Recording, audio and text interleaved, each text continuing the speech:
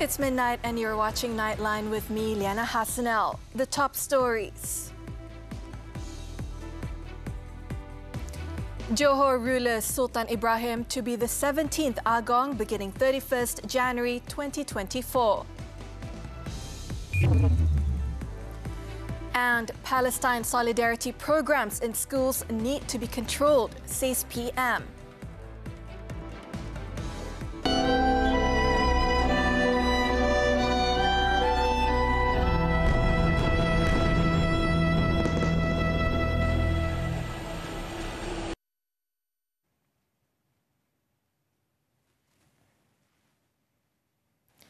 The Sultan of Johor, Sultan Ibrahim Almarhum Sultan Iskandar, has been elected as the 17th Yang di-Pertuan Agong for a 5-year term, effective January 31st, 2024.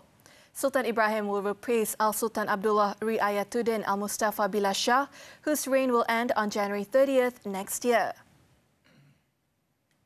Keeper of the ruler's seal, Tan Sri Syed Daniel Syed Ahmad, in a statement said, the election was held at the special 263rd meeting of the Conference of Rulers at Istana Negara on Friday. The Malay rulers also elected the Sultan of Perak, Sultan Nazrin Shah, as Deputy Yang di-Pertuan Agong for the same term. The statement said both houses of parliament have been notified of the result of the election in accordance with paragraph 3, part 1, third schedule of the Federal Constitution. The Prime Minister, Datuk Sri Anwar Ibrahim, has also been notified.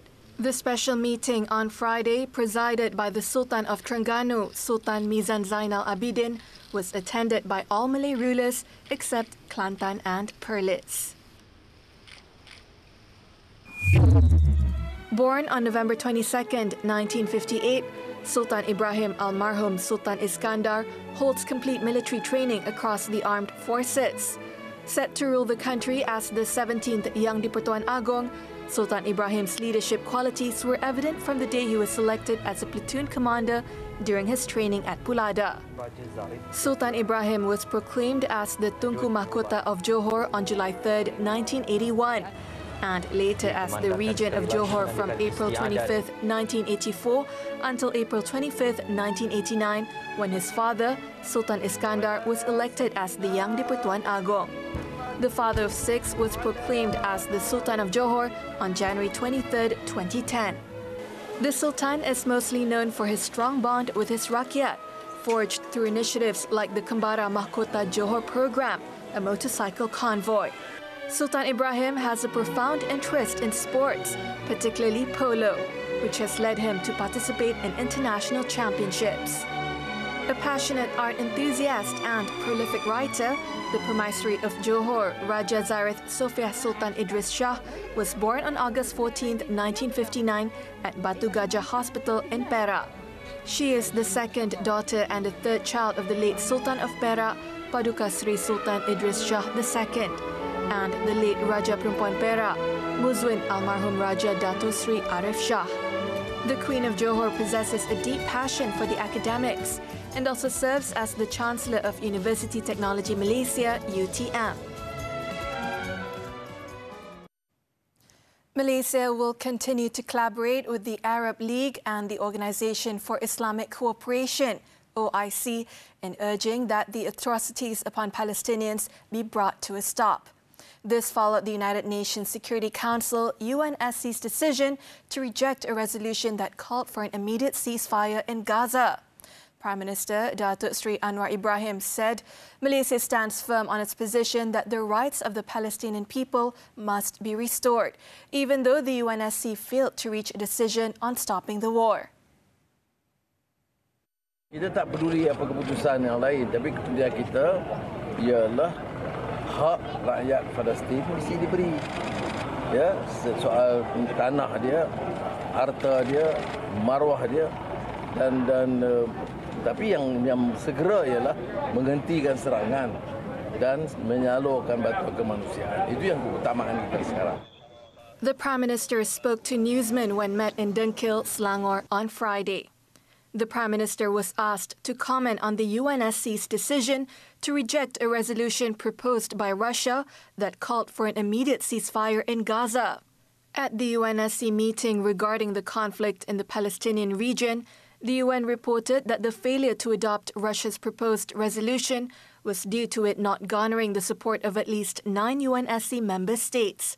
During the vote, the resolution was only accepted by 4 member states, namely Russia as the proposer, along with China, Gabon, and the United Arab Emirates. It was rejected by the United States and the United Kingdom, which are key allies of Israel. In the meantime, Datuk Sri Anwar has called on school administrators to take more systematic measures to monitor the Palestinian Solidarity Week events in schools. This was after images of children holding toy weapons allegedly related to the event went viral. Tadi kita bincang dalam kabinet. Pertama, kita galakkan tidak paksa semua sekolah. Keduanya, kita kena kawal supaya jangan jadi masalah. A video that gained widespread attention on social media depicted a school event where a man wearing protective gear and mask held a fake rifle and led teachers and students into an assembly. Several screenshots from social media also showcased children at a school wearing green bandanas with Save Palestine written on their foreheads as they carried toy guns. On Thursday, the Education Ministry defended the implementation of the program, stating that it aimed to instill humanitarian values and empathy, regardless of race, religion, or social status. In other news, the Malaysian government will continue to support the Palestinian cause and will not yield to pressure from foreign powers on the issue. Deputy Prime Minister Datuk Seri Ahmad Zahid Hamidi said, as a sovereign nation, Malaysia's stance should be respected, and Malaysia need not worry about potential pressure from foreign powers for being vocal and consistent in advocating for the rights of the Palestinian people. Kita sebagai rakyat Malaysia mesti bersama-sama dengan Perdana Menteri kerana beliau menyuarakan suara rakyat Malaysia keseluruhannya. Ini adalah pendirian resmi dan negara Malaysia sebagai negara yang berdaulat harus dihormati biarpun pendirian dan pandangan kita berbeza. He added that risks and economic restrictions, on the other hand, are something that should be avoided. However, if they do occur, the government will address them in the best way possible. Earlier, Ahmad Zahid, who is on a 4-day working visit to the UK, also held meetings with several House of Lords and House of Commons members, including Rushanara Ali, Wajid Ittaf Khan, Baroness Udin and Catherine West, where he also stressed Malaysia's strong commitment towards supporting the Palestinian cause.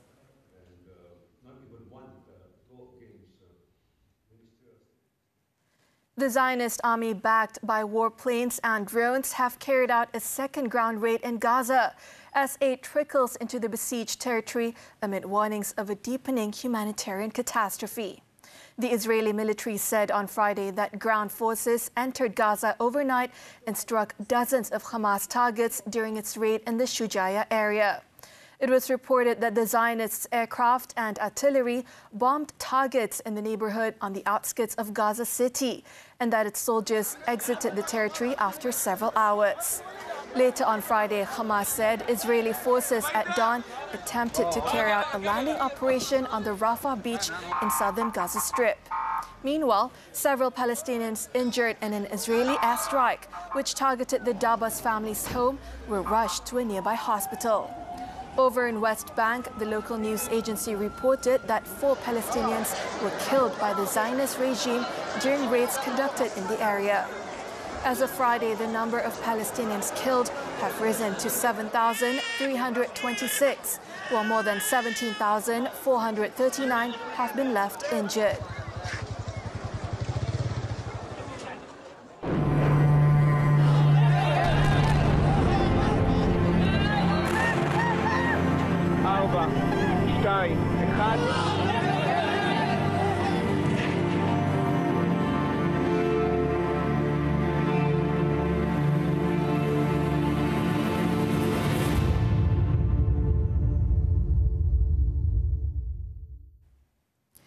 In other news, Datuk Sri Anwar Ibrahim said rice imports managed by Padi Beras Nasional Berhad, or Bernas, are under control and follow international market prices.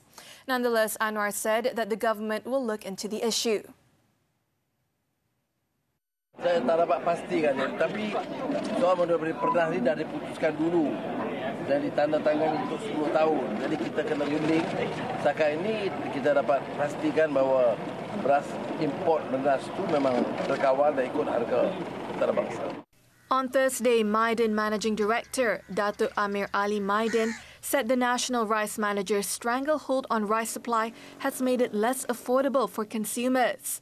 He called for the government to dismantle Bernas's monopoly and allow the price to be determined by market forces.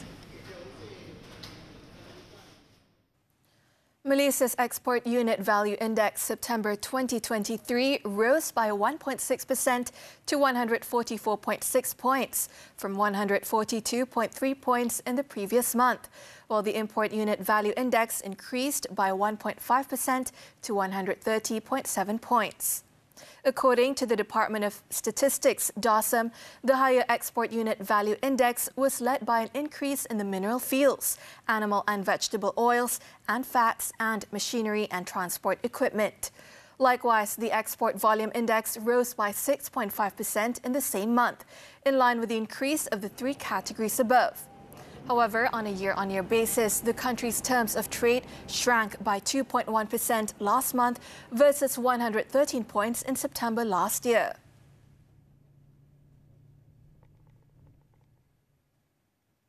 An attempt to smuggle over half a ton of drugs valued at more than 33.7 million ringgit in a container filled with onion cargo was thwarted by authorities last Wednesday.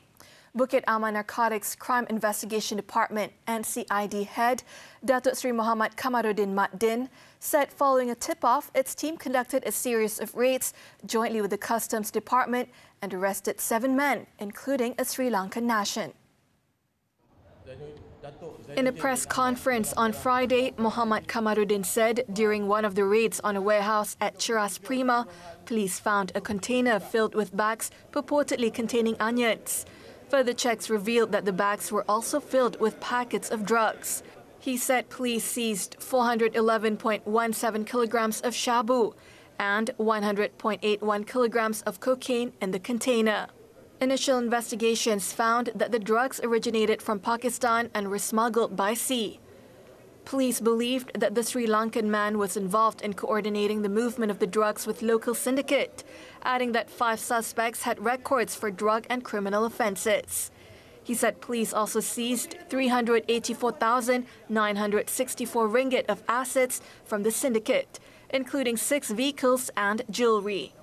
He added that police were now hunting down remnants of the syndicate. All suspects aged between 21 to 53 years old were remanded for 7 days under Section 39B of the Dangerous Drugs Act 1952. U.S. federal law enforcement joins search for main gunman. News from the foreign front right after this break.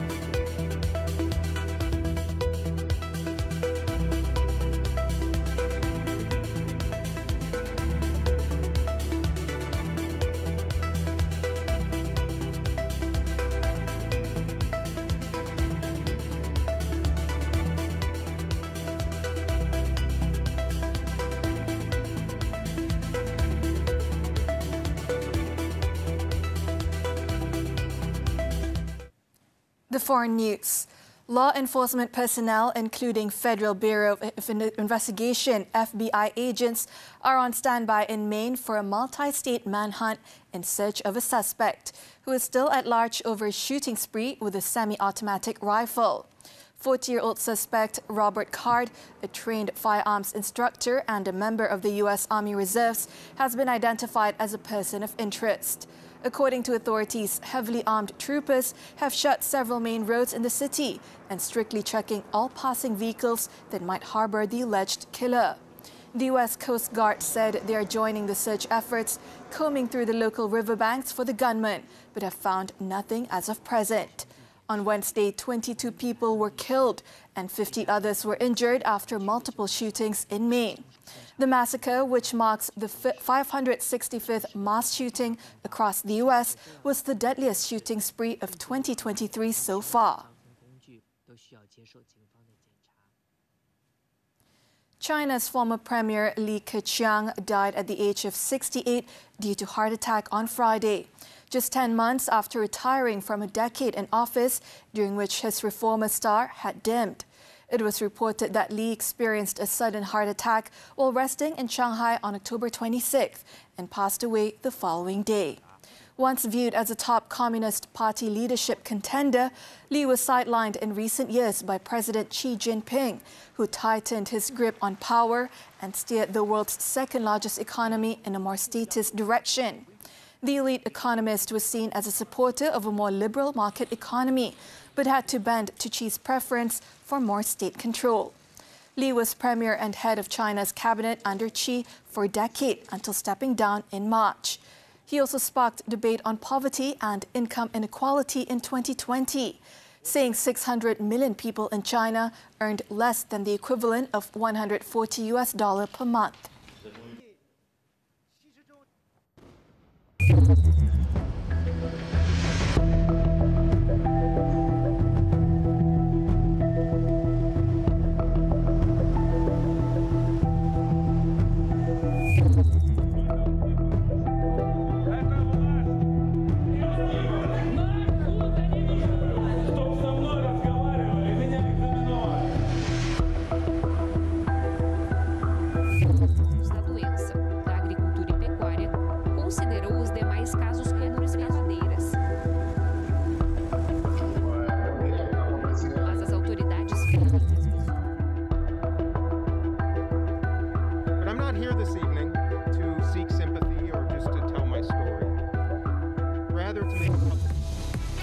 Suvarnapura stays in the lead after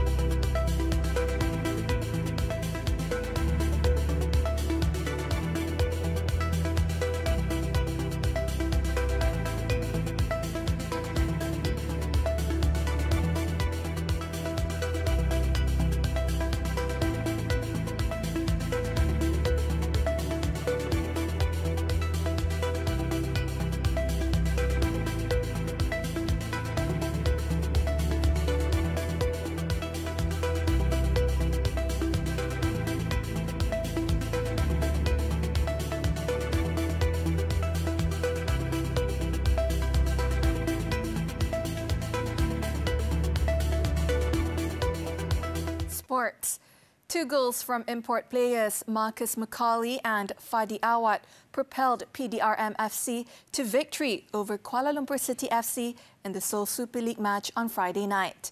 The City squad, dominating the first half, raised early warnings with several attempts towards PDRM's goal.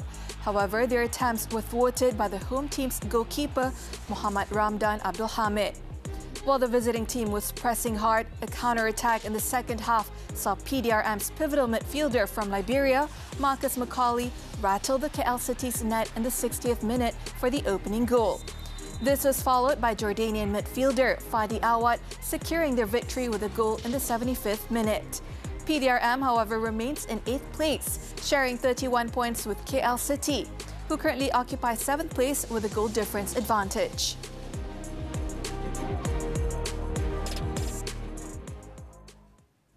On to golf. First-round leader Jasmine Suwanapura of Thailand stumbled early in the second round but rebounded to reclaim a one-shot lead over Rose Zhang at the Maybank Championship on Friday.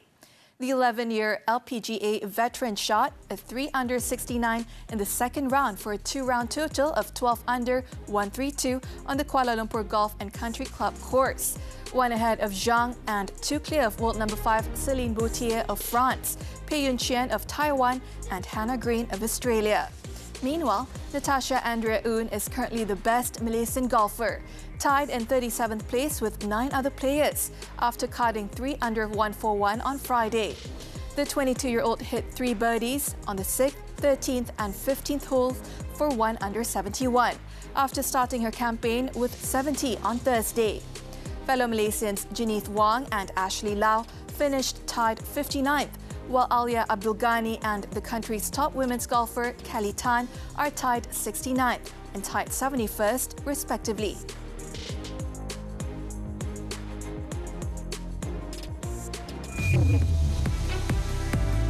Man nabbed to assist probe in fatal Serunda crash. The details when Nightline returns.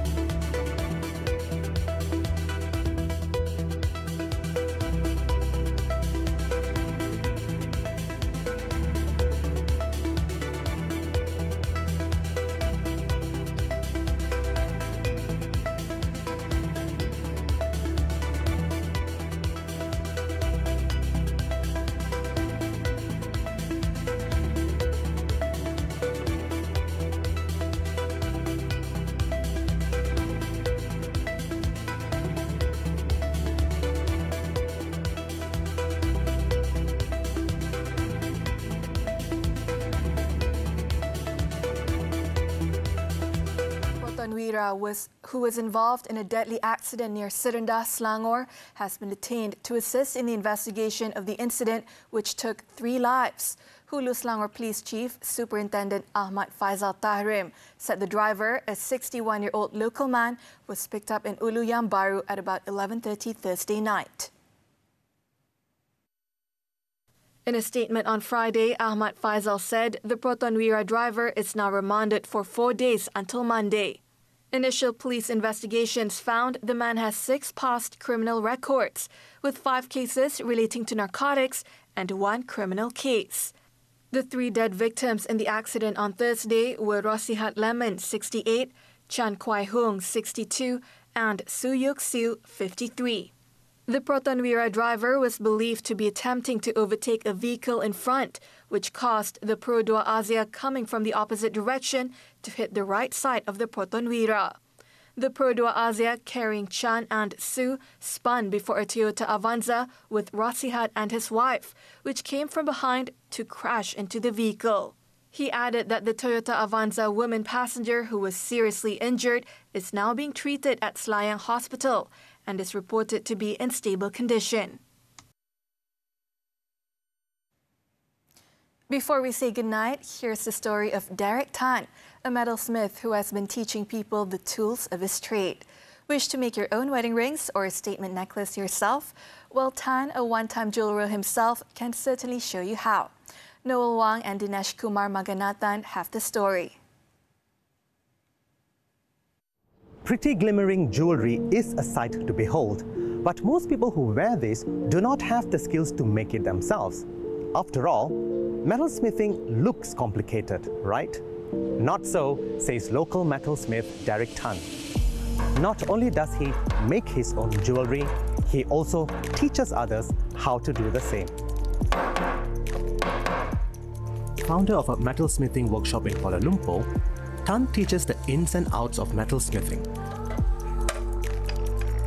So I'm going to pass through the rolling mill. His knowledge comes from having worked at an established local jeweler years ago.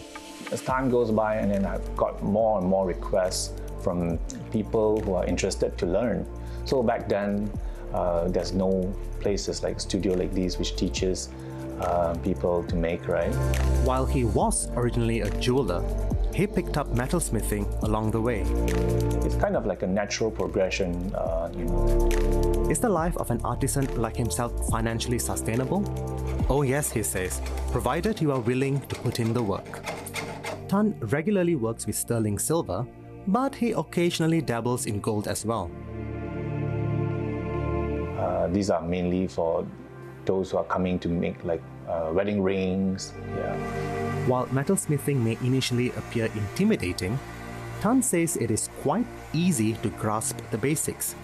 Once you've got the hang of it, moving on to more complex projects is a breeze. And once you've got the basics down pat, you can set up your own metalsmithing studio at home. To clean off the flux, to make the silver nice and white again. Usually, you need about 15 to 18 hours of experience. In fact, metalsmithing is so accessible that people of all ages can pick it up fairly quickly. My students are from all walks of life. So we have people who are like as young as like 12, 14, up to 70 years old, I would say. So it's really a mixed crowd.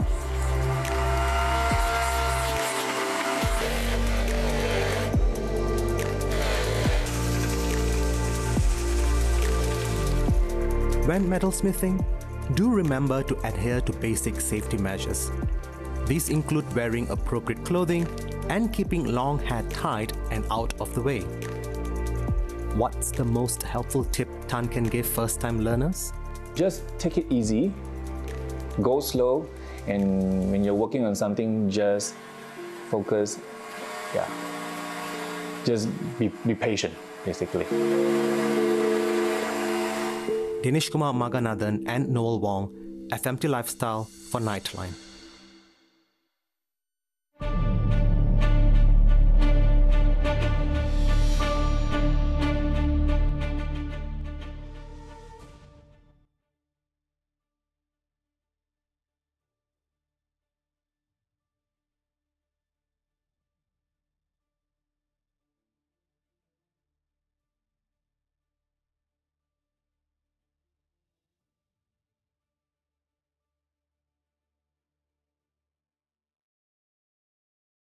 From Beowulf and George R.R. Martin's A Game of Thrones to live-action role-play costumes and Gandalf's staff from the Lord of the Rings films, a new exhibition in London takes you on a journey into the magical world of the fantasy genre.